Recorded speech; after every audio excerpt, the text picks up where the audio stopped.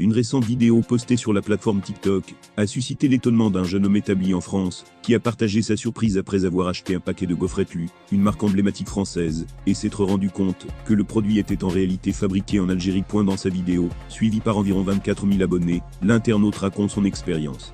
Il commence par déclarer « Je suis entré dans une supérette ici en France, j'ai acheté du jus et des gaufrettes Lu, une marque française, mais là, je vois qu'il y a des écritures en arabe. » Il montre alors la boîte sur laquelle est inscrite la phrase Lu, créateur de biscuits depuis 1846. Intrigué, il vérifie attentivement la boîte, et y découvre une mention qui le stupéfie. Fabriqué en Algérie par Lu Algérie. Il exprime sa surprise en déclarant « C'est fabriqué à Reguéa. Ils exportent en France les gaufrettes. » Fermez les guillemets. Il note également avec amusement « Ça fait plaisir de voir des choses pareilles, car ici en France, la seule chose que je trouve, et qui appartient à l'Algérie, c'est bien le Hamoualem, faisant référence à une marque algérienne. » Il ajoute sur le ton de l'humour qu'il faut qu'on leur exporte aussi, en France. La marque Bimo. Cette vidéo, captivante et insolite, a suscité un engouement inattendu.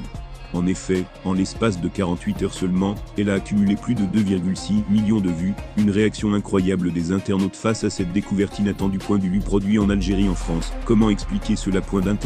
La révélation selon laquelle des gaufrettes de la marque Lu, reconnue comme une icône française, seraient fabriquées en Algérie a soulevé une vague de perplexité.